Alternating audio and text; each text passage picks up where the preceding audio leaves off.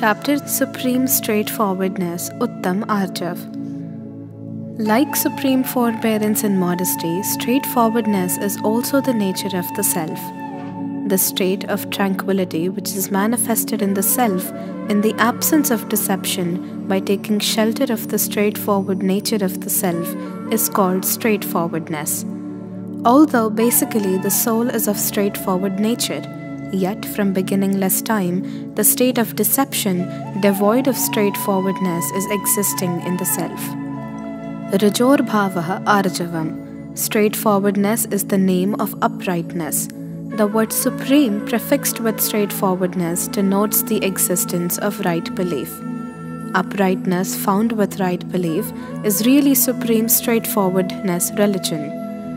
Supreme straightforwardness means passionless uprightness with right belief. The passion of deception is contrary to straightforwardness religion. Owing to deceitfulness passion, the intrinsic uprightness is wiped off from the soul and its place is taken by deception. The behavior of the deceptive person is never natural and ingenuous. He thinks something, speaks something else, and does something else.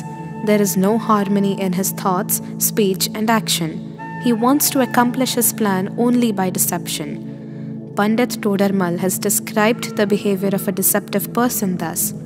When the passion of deception arises, one desires to accomplish the work deceptively. For accomplishment of his object, he thinks about various means, utters deceitful words in different ways, poses his body deceitfully, contrives to prove external things otherwise, even indulges in deceitful actions which may end his life. On deception being exposed, he may be harmed very much, death, etc. may result, yet he is undaunted. While indulging in deception, even if some venerable and favorite persons come in his contact, he acts deceitfully with them and also does not have any consideration for them. If his work does not get accomplished by deception, he becomes extremely miserable, starts cutting the parts of his own body, and commits suicide by taking poison, etc. Such things happen when one is overpowered by deception. The deceitful person wants to accomplish all his objectives. He does know that wooden kettle cannot be placed twice on hearth. If deception is exposed even once, faith in the pretender gets wiped off forever. One can cheat someone by fraud sometimes only, but not always and also not all persons. The important thing worth noting here is this, that the accomplishment of worldly affair takes place not by fraudulent action, but happens by the emergence of past auspicious karmas, and in the fulfillment of non-temporal acts, Purusharth is the main important factor in the 5 contemporaneous causes. A weak, wretched person indulges in deception for the accomplishment of his goal. The strong one does not take recourse to fraud for the accomplishment of his goal. He has the tendency of fulfilling his goal by his own powerful efforts. It is also not correct to think that deception is practiced only to cheat someone. Some persons indulge in it even for the sake of entertainment or by force of habit also. These persons take pleasure in meddling in the affairs of others. Such persons do not hesitate even in jeopardizing others for their petty interest. Nowadays, too much deception is practiced in the name of civilization. People do not pay heed to truth if stated without exaggeration. This is also one of the reasons why people do not express their feelings in a straightforward way, but express them in a twisted manner. The evolution of civilization has made the man too much sweet-tongued. It has become a common thing for the modern man to walk flatteringly, but to have deceptive feelings inwardly. One does not understand that fraud may prove extremely harmful not only for others but also for himself and can disturb his own comfortable living. Not only it can disturb his peace, but it really keeps him disturbed. The deceptive person is found always full of suspicion because he is always afraid of the exposure of his policy of double dealing. Deception invariably gets exposed sometime or other. Maintaining its secrecy, though not impossible, is undoubtedly a very difficult task. He remains always involved in it. He remains always fearful too. This fear is always there in his mind that his condition will become very miserable on exposure of his deception and he will fall into great difficulty. Fraud perpetrated against strong persons, when disclosed, proves to be disastrous. Although danger lies in the disclosure of fraud, yet due to suspicion of danger, the deceitful person always remains terrified. The suspicious and terrified person can never remain free from anxiety. Mentally, he is always perturbed, anxious, agitated. No person having disturbed mind can do any work righteously and successfully. Practice of religion and adoration of the self-soul are out of question for him. Nobody believes the deceitful person. Even his parents, brothers and sisters, wife and sons lose faith in him. This is the reason why Sri Shubhchandracharya, while describing the passion of deceit in the 19th chapter of his book Jnanarnav, has mentioned, Janma bhumir vidyanama kirte vasa mandiram papa panka mahagarto nekratihi kirtita budhaihi argale vapa vargasya padvishvabhraveshmanaha sheelashala vane vannir mayeya mavagamyatam. The wise men state that deception is to be understood as 1. Birthplace of ignorance, 2. Storehouse of disgrace, 3. A deep pit of sins, 4. Bolt for way to liberation, 5. Gateway to hellish life, and 6. Fire for burning the forest of the sal trees of chastity. The absence of passion of deceit is the religion of straightforwardness. Whenever discussion takes place about the religion of straightforwardness and the passion of deception, it is understood and explained through the medium of mind, speech and body only. It is said that the oneness of mind, speech and body is assuredly the religion of straightforwardness, and the contrariety of these is assuredly the deceit passion. It is also preached that as be in thought, the same should be uttered in speech, and as be in speech, the same should be done by the body. This itself is said to be the religion of straightforwardness. And thinking something else in mind, speaking something else in speech, and doing something else by body is said to be deceitfulness. The contrariety of mind, speech and body is also termed crookedness, cunningness. But all this is a general statement. In this context, if one considers minutely, many questions start arising in the mind. If the above definitions in respect of the religion of straightforwardness and the passion of deceit are accepted, the presence of the religion of straightforwardness and the passion of deceit will be accepted only in those souls who possess mind, speech and body, because oneness and contrariety of mind, speech and body is possible in the possessors of mind, speech and body only, but not in them who do not possess mind, speech and body. In them, in the absence of mind, speech and body, the question of oneness and contrariety does not arise. The mind, speech and body are absent in siddhas. Hence, according to the above mentioned definition, the religion of straightforwardness would not be possible in them. Whereas, in fact, they do possess the religion of straightforwardness. The existence of Arjav Dharma in them is not only described and accepted in the scriptures, but it is logical too. Supreme forbearance, modesty, straightforwardness, etc. are the religions of the soul, and they are also the natural modifications of the soul. Their presence in Siddhajiv, possessing all intrinsic characteristics and all natural modifications, is imperative, because Siddha state is assuredly the name of absolute purity.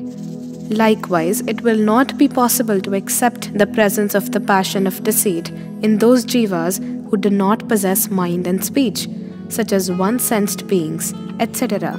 Because how will the question of contrariety of mind, speech and body, that is thinking something else, speaking something else and acting differently, arise about those who have body only and don't have mind and speech at all? There are 3 salesmen in a shop. On asking them separately the rate of any particular cloth, the first one says 8 rupees per meter, the second 10 rupees per meter, and the third 12 rupees per meter, whereas it is of 8 rupees per meter only.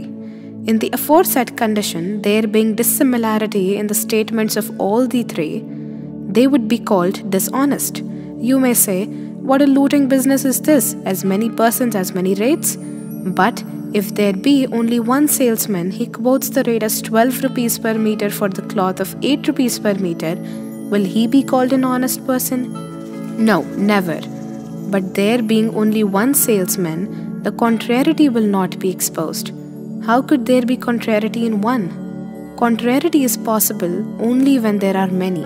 Likewise, in the absence of mind and speech, in one-sensed beings, etc., contrariety in them would not be evident. How will then the presence of deceitfulness passion, which is defined as the contrariety in mind, speech and action found existing in them? In the absence of deceitfulness passion, the presence of the religion of straightforwardness will have to be accepted in them, which is not possible because it is clearly mentioned in the scriptures that the presence of all the four types of passion is found not only in one-sensed beings but in all jivas ranging from one-sensed to five-sensed irrational beings, although it may be that their presence may not be visible externally.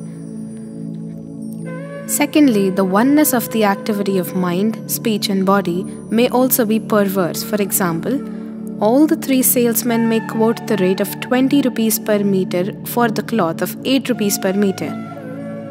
Will then they be treated as honest? No, never. Although the oneness in the utterance of those three will be observed, because similarity is naturally present in deliberately pre-planned dishonesty. Similarly, for example, a wicked thought arises in someone's mind. He also expresses it in his speech, and in the same way acts bodily too. Will then the religion of straightforwardness get manifested in him? If so, then for achieving Arjav Dharm, one will invariably have to bring in his speech and action each wicked thought which will arise in one's mind. This cannot be agreeable in any circumstance. Man mein hoye so vachan uchariye. In reference to the saying, another point is worth considering. Is speaking essential for the possessor of Arjav Dharma? Is the possession of Arjav Dharma not possible without speaking? Is there no Arjav Dharma in the true spiritual saints who have taken oath of not speaking and observing total silence? Bahubali kept standing in meditation for 1 year after accepting asceticism and did not speak anything. Was he not possessing Arjav Dharma? No, he did possess it. This shows that speaking is not essential for possessing Arjav Dharma. If one speaks what one has in mind, will he be said to be possessing Arjav Dharma? No, because in this way the bewildered person, having vitiated mind and vitiated speech, will also become the possessor of Arjav Dharma, for he utters whatever comes to his mind. As explained over here about speaking, similarly it should be understood about doing also. Arjav Dharma and the passion of deceit, both of these are the dispositions of Jeev, and the mind, the speech and the body are the modifications of the matter substance. Soul and matter both are two totally different entities, and their modifications are also totally different from one another. Arjav Dharma is the intrinsic quality of the soul and also the manifestation of that quality. The passion of deceit is the alienated state of the soul. For retaining its natural quality and for manifestation thereof, the question of any help or support from other substances does not arise. Even in the alienated state of the soul, the other substance is a mere instrumental cause. The instrumental causes would also be only the operative karmic matter and other external associated causes, but not the mind, speech and body. Therefore, the question of the emergence of Arjav Dharma or the passion of deceit through mind, speech and body does not arise. It is a fact that for the manifestation of Arjav Dharma, there is no need of mind, speech and body, because this does exist in Siddhas. Similarly, for the presence of the passion of deceit, the presence of these three is not essential, because the one-sensed being has got the body only. Even then, deceitfulness is found in it also, as proved earlier. Nevertheless, the usefulness of mind, speech and body for understanding and making others understand is there. Because without these, we have no other means of understanding and making others understand deceitfulness and Arjav Dharma. This is the reason why these are understood and are explained to others by means of mind, speech and body.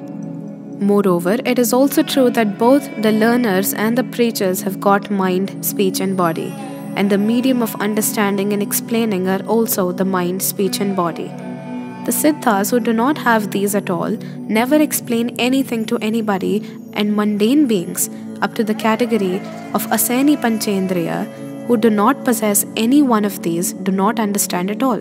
The talk of these is concerned particularly with human beings only, and the presence of fraud is often seen emerging in the contrariety of mind, speech and body, and of Arjav Dharma in the oneness of these three. Therefore, Arjav Dharma and the passion of deceit are understood and explained through the medium of mind, speech and body.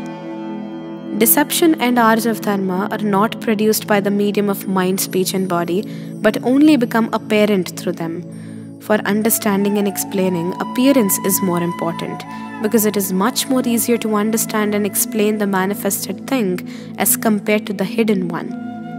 Due to the absence of mind and speech in one-sensed beings, the passion of deceit remains hidden. Therefore, the presence of the passion of deceit in them is known from the Agam. It is not possible to prove it through logic. Likewise, the presence of Arjav Dharma and Siddha also is proved through the help of Agam. It is difficult to prove it logically. Whatever logic will be given will ultimately depend on Agam only.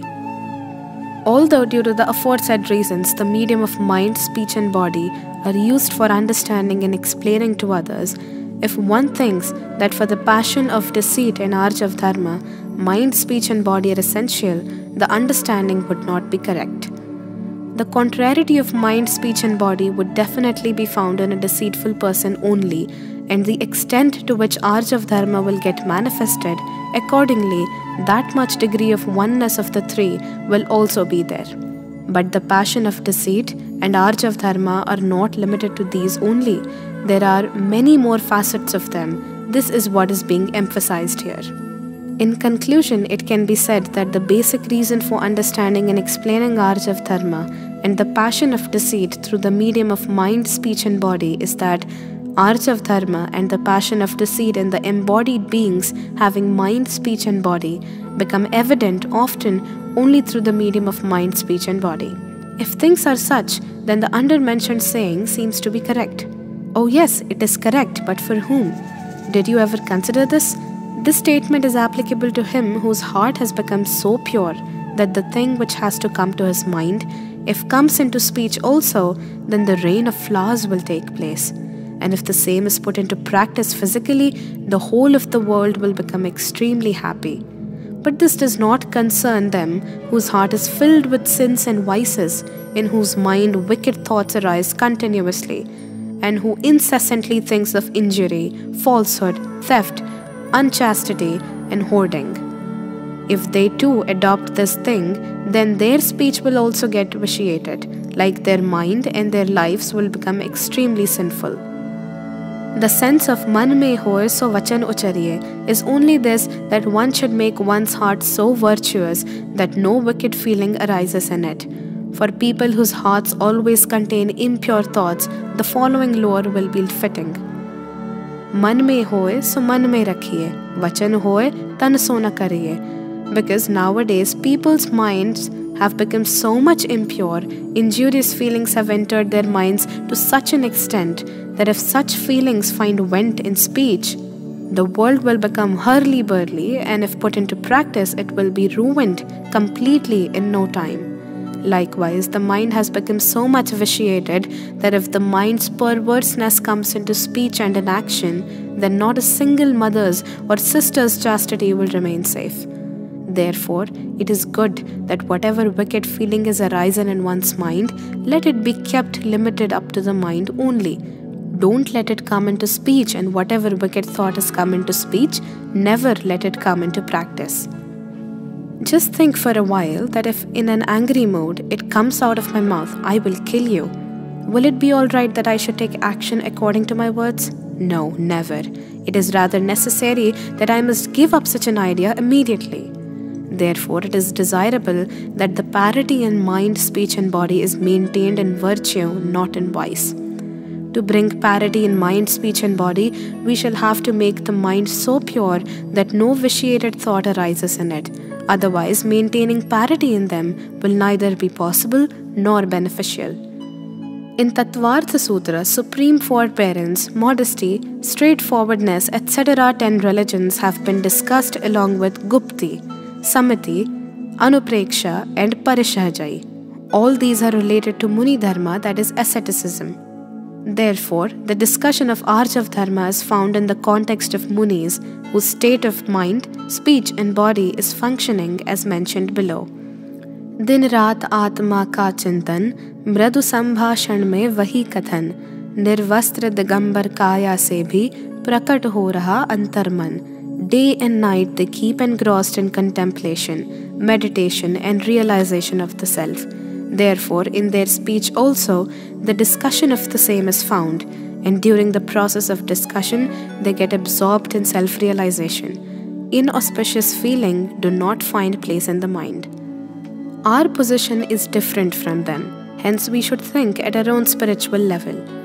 Though found in the mind, we in our life remain abstained from many types of sins only because the society recognizes those deeds as bad, and the government also hinders us from indulging in those activities. Sometimes our own wisdom also does not allow us to indulge in those evil deeds.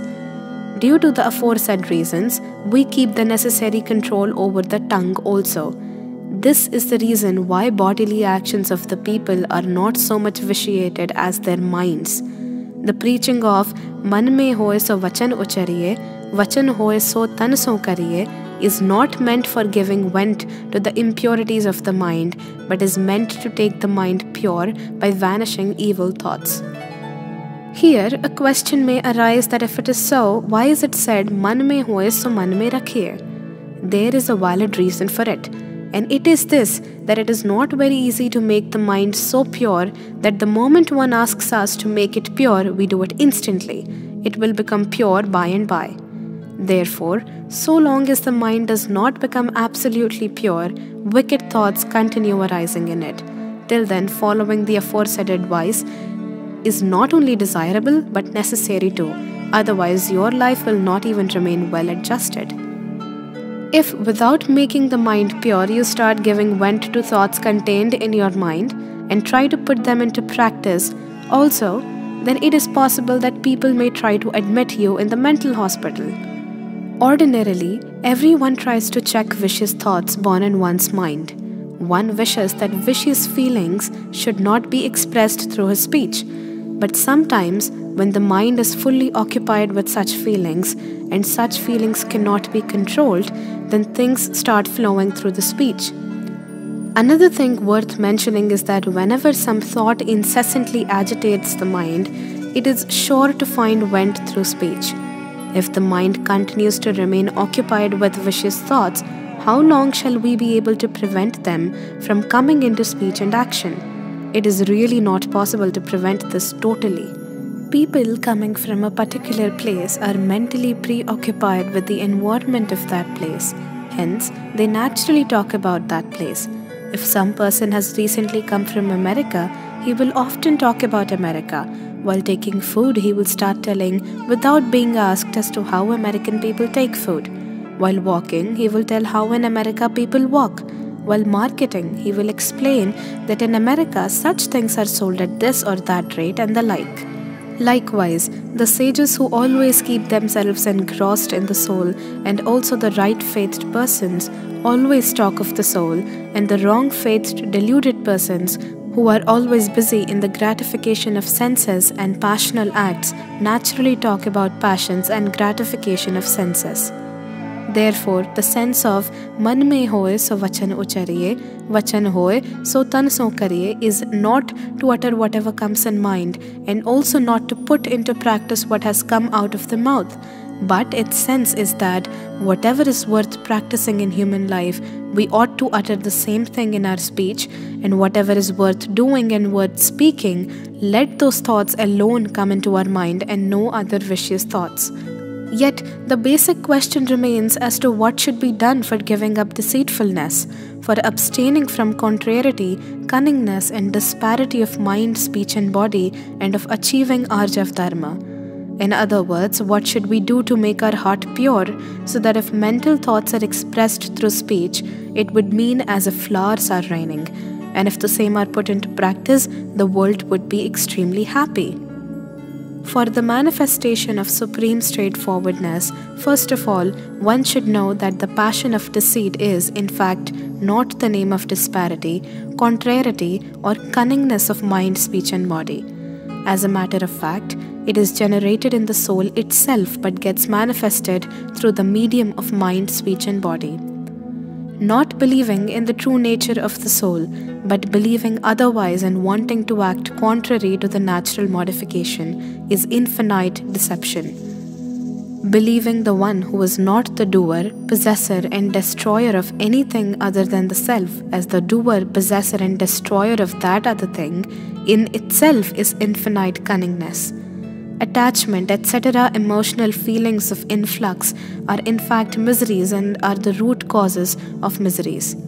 Yet, to consider them to be pleasant and the root cause of pleasure, and though there is not the least happiness in the world, even then, to try to discover happiness in the world through the emotional feelings of influx is nothing but fraud and deception. Similarly, not believing in the nature of the substance as it really is, but believing contrary to its nature and trying to act accordingly is real contrariety. All this is deceptiveness, cunningness, and contrariety of the soul. This deceptiveness, cunningness, and contrariety will vanish only by understanding the true nature of the substances. Believing in the true nature of the soul and acting accordingly by total engrossment in it is the attachmentless straightforwardness that is Uttam Arjav Dharma. This is the religion of supreme straightforwardness which is found in the naked, possessionless saints. Knowing the soul totally different from the material objects, body, etc., and from attachment, etc., emotional feelings, they remain engrossed in the self fully and get transformed into passionlessness. This itself is their supreme Arjav Dharma. Arjav Dharma does not consist in speech and action. That excellent state of Arjav Dharma, which is found in their meditation period, is not there while they are preaching or performing other rituals. The Arjav Dharma, which exists in the saints even when they preach or perform other rituals, is not due to the activity of preaching or performing of rituals, but it is due to the uninterrupted manifestation of straightforwardness existing in the soul even at that time. In conclusion, it can be said that the oneness of the soul consists in the righteous and unified modification of belief, knowledge, and conduct. It is the attachmentless straightforwardness and also the real supreme Arjav Dharma. In the worldly language, the courteous behavior, resulting from the uniformity of mind, speech, and body, which is devoid of fraud, is called Arjav Dharma from empirical point of view. Due to conformity to external conduct with internal conduct, in whomsoever the real supreme straightforwardness manifests, their external conduct is also invariably found to be pure and simple. That is, straightforwardness in external dealings also invariably exists in them. In whose external behavior even straightforwardness is not found as per their spiritual status, the question of real straightforwardness being possessed by them does not arise. The real oneness in mind, speech, and body also manifests as a consequence of straightforwardness evolved in the soul. I should keep my mind pure, no evil thought should enter it. Such kind of thoughts do not give birth to Arjav Dharma. Without knowing and believing in the real nature of the substance, Arjav Dharma in the form of attachmentless straightforwardness cannot be generated. By taking shelter of the straightforward nature of the self-soul, deceitfulness ends and attachmentless naivety gets evolved. Similar to anger and pride, deceitfulness is also of four kinds.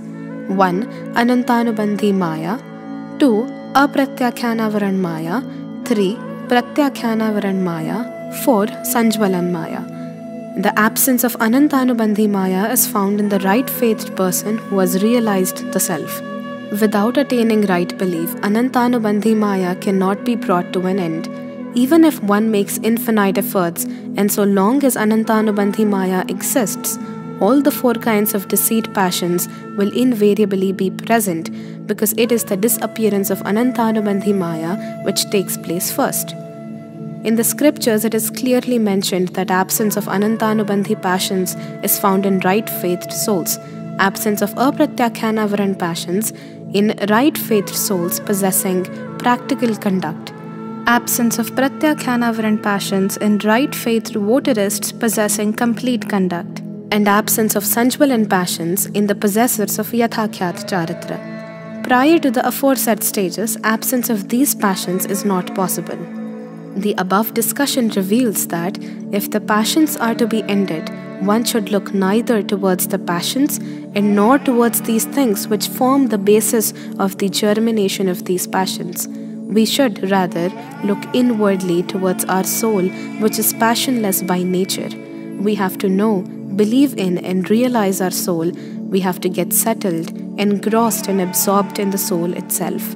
Paying my respects to those saints who know and believe in themselves, are absorbed in the self, and possess attachmentless straightforwardness, I conclude the discussion of Arjav Dharma with this pure thought and prayer that everybody may evolve supreme Arjav Dharma by taking shelter of the passionless nature of the soul.